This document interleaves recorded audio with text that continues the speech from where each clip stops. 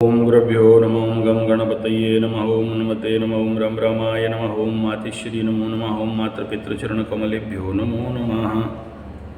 ओम शांति शांति शांति हरि ओम श्री गुरुभ्यो नमः। स्वागत है ज्योतिष गुरुकुल ओडिशा राउरकेला में आचार्य संजय।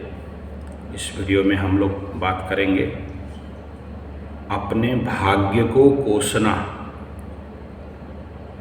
अपने भाग्य को कोसना, अपने भाग्य को कम आंकना, अपने भाग्य को बुरा भला बोलना, अपने भाग्य को नीचा देखना, अपने भाग्य को गलत साबित करना या गलत सोचना, या ऐसे समझिए भाग्य खराब ऐसा बोलना। भाग्य खराब होता है क्या? कभी भाग्य खराब होता है क्या? या भाग्य अच्छा होता है क्या? तो एक प्रश्न है, क्या मेरा भाग्य खराब है? भाग्य आता है नवम स्थान कुंडली का, और 3 रास्ता है। एक तो जनरली प्रत्येक व्यक्ति के लिए 4 भाग्य बताया गया, किसी किसी एस्ट्रोलॉजी में 5 भाग्य देखा जाता है। कहाँ से? कुंडली के लग्न से नवम स्थान, चंद्रमा से नवम स्थान, सूर्य से नवम स्थान, बिंदु कुंडली के नवम स्थान, गुरु बृहस्पति से नवम स्थान, और नैसर्गिक कालपुरुष कुंडली के मेष लग्न मेष राशि से नवम स्थान। ओके भाई, इतने सारे नवम स्थान को देखेंगे तो बोले हाँ, क्योंकि जीवन के हर एक अलग अलग आयाम से अलग अलग भाग्य का निर्धारण किया जाता है। और तीसरा यह है कि इन सबको मिला के देख लो कि सबसे ज़्यादा मजबूत कौन सा कुंडली बन रहा है। फिर उस कुंडली से भाग्य को, नवम स्थान को देखना और उस भाग्य को लग्न बना देना, फिर आपका भाग्य का उत्तर मिल जाएगा। इसका मतलब नहीं कि बाकी जो 5 भाग्य का मैं बात बताया, 5 स्थिति का बात बताया, उनको इग्नोर कर दो। नहीं, वहां भी कुछ ना कुछ पड़ा है भाग्य के घर में। अब विषय बिंदु, भाग्य होता है या नहीं होता है? क्या भाग्य को गलत कहा जा सकता है? नहीं। जहां कर्म से भाग्य बदलते, श्रमनिष्ठा कल्याणी है, त्याग और तप की गाथाएं गाती कवि की वाणी है। फिर भाग्य क्या है? बोले भाग्य is a solidified condition of your कर्म। और यही भाग्य जीवन में कर्म को बनाता है या फिर कर्म को नष्ट करता है। एस्ट्रोलॉजिकल पॉइंट ऑफ व्यू में, सोशल पॉइंट ऑफ व्यू में बोलते हैं कर्म से भाग्य बदलता है। दोनों परिपूरक हैं, अल्टरनेट हैं एक दूसरे के साथ। अच्छा, ऐसा है, ठीक है। तो एक बात बताइए, अगर आप कोई व्यक्ति ये बोलता है कि भाग्य नहीं है, तो ऐसा देखो ना, आपके करियर में, नौकरी में, चाकरी में, बिजनेस में, व्यवसाय में, आपके घर के आसपास एक ही साल में जन्म हुआ, एक ही समय में जन्म हुआ, एक ही स्थान, एक ही महीना में जन्म हुआ, एक लड़का ठेला लेके घूम रहा है, रेडी बेच रहा है, एक किसी बड़े शोरूम में एसी रूम में बैठ के बेच रहा है, एक कोई आराम से बैठ के काम कर रहा है, एक पियोन का काम कर रहा है, एक रगड़ घस, लोहा, बेलचा, मार्तुल, हमर, पसीना, धूप, आग, फर्नेस, फैक्ट्री, तनाव, टेंशन, लेबर, लथपथ पसीना से। तो दोनों को अलग अलग काम मिला। तो एक बोलता है कि मेरा भाग्य खराब है जिसके लिए मुझे ऐसा काम मिला, मेरा भाग्य खराब है जिसके लिए मुझे ऐसा घर मिला, मेरा भाग्य खराब है जिसके लिए मुझे ऐसे परिवार वंश में जन्म लेना पड़ा जहाँ कुछ नहीं है, मेरा भाग्य खराब है जो मेरे घर परिवार वालों का धन संपत्ति मुझे कुछ मिला नहीं। देखो वो लोग कितने अमीर हैं, बाप दादा रख के गए थे। मेरा भाग्य खराब है जो मुझे ऐसा बीवी मिली, मेरा भाग्य खराब है जैसे मुझे ऐसे बच्चे मिले, मेरा भाग्य खराब है जिसके लिए मेरे जीवन में मैं कुछ बन नहीं पाया, बाकी लोग आगे बढ़ गए, मैं पीछे रह गया। मेरा भाग्य खराब है, मुझे उसके जैसे धनी नहीं बन पाया, मेरा भाग्य खराब है, मेरा भाग्य खराब है, मेरा भाग्य खराब है। क्यों खराब है और कैसे इसको ठीक किया जा सकता है? दूसरा बिंदु आता है भाग्य को गाली देना, भाग्य को निंदा करना, भाग्य को कोसना और भाग्य खराब है, खराब है, खराब है बोल के बार बार बोलना। आपके सबकॉन्शियस माइंड को ट्रिगिंग कर रहे हो, फीडिंग दे रहे हो कि तुम्हारा खराब है, खराब है, खराब है। और जीवन में जितने सारे घटनाएं 1000 गुना ज़्यादा खराब बन के आपके जीवन के सामने खड़े हो जाते हैं। इस कारण बुद्धिमान व्यक्ति कभी ये नहीं कहता कि मेरा भाग्य खराब है। फिर कुछ तो खराब है गुरुजी। नहीं, कुछ भी खराब नहीं है, आपके देखने का डायमेंशन गलत है। एक आदमी भगवान को बहुत गाली दिया कि देखो मेरे को वुडलैंड का बढ़िया चप्पल नहीं है। तब नज़र पड़ा साइड में एक आदमी का 2 टांग ही नहीं था, तो रुक गया थोड़ा सा। ये जो भाग्य है, भाग्य बड़ा या कर्म बड़ा, ज्योतिषीय मतानुसार भाग्य को त्रिकोण में 9वें स्थान में सम्मानीय स्थान में रख दिया गया है। कर्म को भी 10वें स्थान में, केंद्र स्थान में, सम्मान स्थान में रख दिया है। लेकिन इस कर्म का व्यय स्थान में 9वें स्थान, यानी कर्म का काट अगर किसी के पास है तो 9वें स्थान, और कर्म का प्रदान किसी में है तो 9वें स्थान, और कर्म का उन्नति किसी में है तो 9वें स्थान। एस्ट्रोलॉजिकल मतानुसार अगर एक सामान्य आंख में आप देखते हो तो अगर कोई बड़ा है तो वो 9वें स्थान बड़ा है।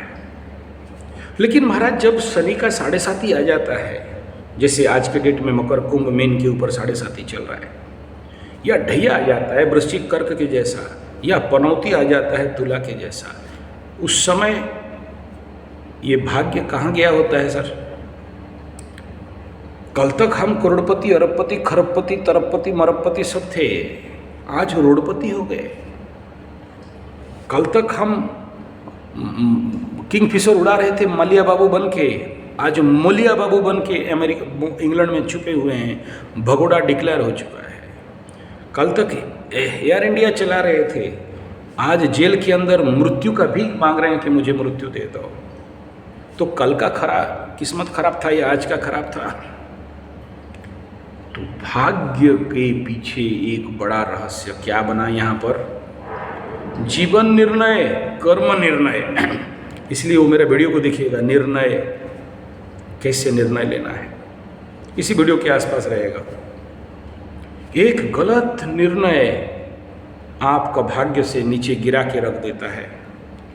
दूसरा है सबसे इम्पोर्टेंट पार्ट, श्रद्धावान लभते ज्ञानम तत्परेश यतेन्द्रियम।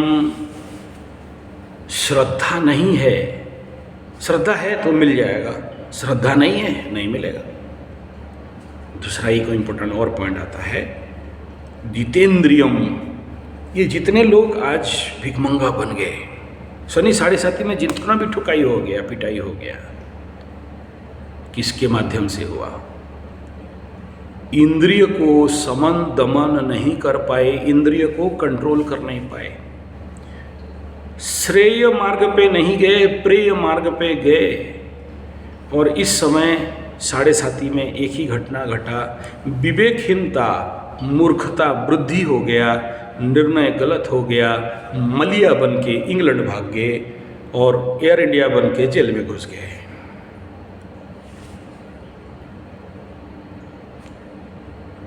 तो ईश्वर ने, भाग्य ने उनको भी दिया था और आपको भी दिया था। आपका निर्णय था कि एटलीस्ट आज आप जेल में नहीं हो। उनका निर्णय और इंद्रिय असंयमता उनको जेल में भर दिया या भगोड़ा बना दिया। सब कुछ मिला था, सोना से सोना मिला था, चूना बन गया। सोना मिला, चूना बन गया। चूना माने जो खैनी में सफ़ेद सफ़ेद रगड़ते हैं, इसको बोलते हैं पनौती दोष, पंचम का शनि चंद्रमा से। और इसी समय जो आज तुला राशि के साथ चल रहा है, पनौती शनि, या फिर जन्म कुंडली में चंद्रमा से पंचम का शनि बैठा हो और उस ऐसे व्यक्ति के जिंदगी में देखना किसी ग्रह के वजह से बहुत ऊपर चलते हैं, दूसरा किसी ग्रह के वजह से, और इसी ग्रह के वजह से नीचे गिरते हैं। लेकिन ये भी जान लेना बड़ा जरूरी है कि यही पंचम का शनि भी आदमी को बहुत टॉप में आगे बढ़ा देता है, और यही पंचम शनि का एक गलत निर्णय आपको मलिया बना देता है। तो ऐसे ही एक और योग है जिसका नाम सकट योग है। देखो, भाग्य का कारक गुरु बृहस्पति, और ये भाग्य का कारक गुरु बृहस्पति जब 6, 8 और 12 में बैठ जाए, सकट योग बनाता है चंद्रमा से। लग्न से देखना नहीं, लग्न में तो YK राय बनाता है, वर्ल्ड का सबसे बेस्ट एस्ट्रोलॉजर, इंडिया का सबसे बेस्ट एस्ट्रोलॉजर, और महात्मा गांधी भी बना देता है कभी कभार, नॉट लाइक महात्मा गांधी बना, दूसरे को ले दे दिया, खुद के लिए कुछ नहीं रखा, चिंतनीय विषय रहता है। तो भाग्य और निर्णय, ये दोनों एक बहुत महत्वपूर्ण विषय है। और मैं इस वीडियो में इतना ही कहना चाहता हूँ, जो मिला, जैसे मिला, जितना मिला, उसको स्वीकार करना और एक पॉजिटिव डायमेंशन में देखते हुए शांतिपूर्वक आगे बढ़ना। ध्यान देना, बड़ा अच्छा डेफिनेशन बता रहा हूँ। जो मिला, जैसे मिला, जब मिला, जितना मिला, शांतिपूर्वक स्वीकार करना, शांतिपूर्वक, शांति के लिए शांति से आगे बढ़ना। क्योंकि जहाँ अशांति हो गई तो प्रगति रुक जाता है। भाग्य तभी साथ देता है जब आप शांत होते हो, कांत होते हो। और अगर शांत होना नहीं जानते हो, एकाग्र होना नहीं जानते हो, स्थिर होना नहीं जानते हो, भाग्य उसी जगह में आपको ठोक देता है। भाग्य का कोई गलती नहीं, भाग्य दे रहा है। कर्म का कोई गलती नहीं, कर्म हो रहा है। फिर गलती किसके पास रह गया? जो हम तो भाग्य हो गए और हमें नहीं मिला। चंद्रमा और बुध मन और बुद्धि के लिए, और बोला कौन? सूर्य अहंकार के लिए। मनो, बुद्धि, चित्त, स्टोर ऑफ मेमोरी और अहंकार, ये 4 अगर सही से पतवार लगा सके, लक्ष्य तक पहुंच जाओगे, भाग्य अच्छा हो जाएगा। और अगर ये 4 को सही हैंडल नहीं कर पाए, भाग्य बर्बाद होके आपको भी बर्बाद करके रख देगा। इसलिए पहला बात, भाग्य को गाली मत दो, भाग्य को कोसो मत। और तीसरा बिंदु इतना ही है, जीवन का निर्णय सही लेना।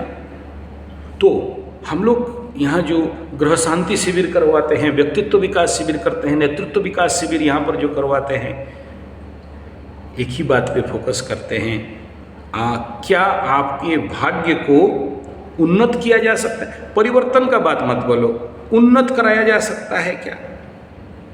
यस, पॉसिबल है। उदाहरण कौन बोला? कालिदास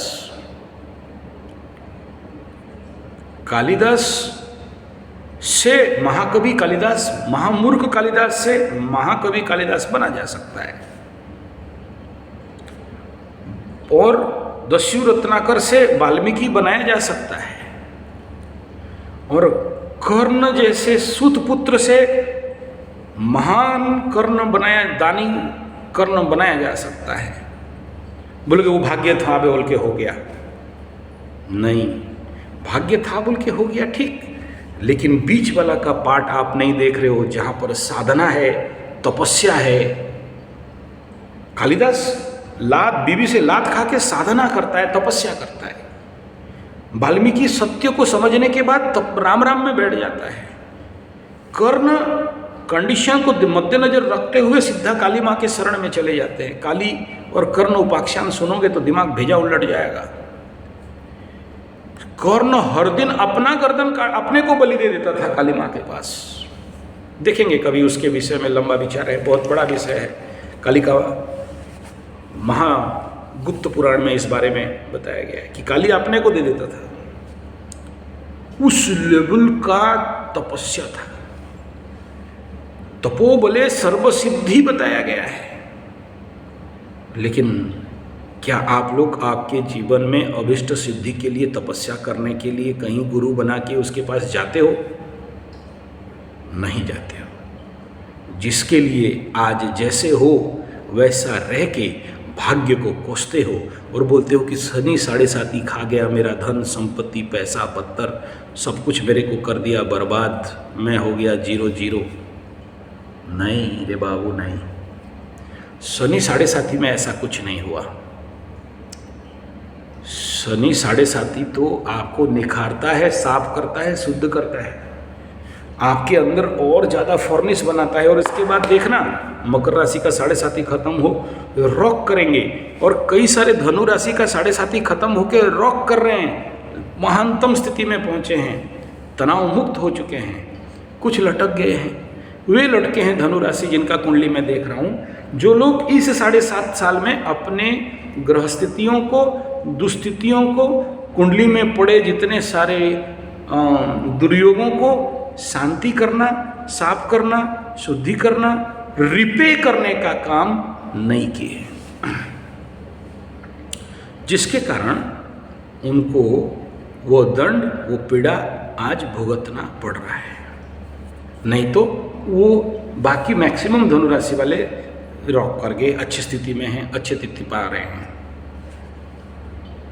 अब विषय बिंदु यहाँ पर यह है कि ये जो भाग्य भाग्य कह रहे हो, और आप जो ये बता दिए कि the ossified condition, the solidified condition of कर्म, मतलब क्या हुआ? बोला कर्म माने पानी, भाग्य माने बर्फ, आइस।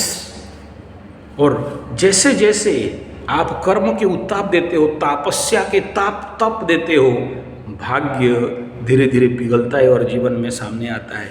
अगर इस भाग्य के आइस में, बर्फ में, सॉलिडिफाइड में, लिक्विड में नेगेटिव है तो नेगेटिव लेके आएगा, पॉजिटिव है तो पॉजिटिव लेके आएगा। बोला हाँ, वही लेके आएगा।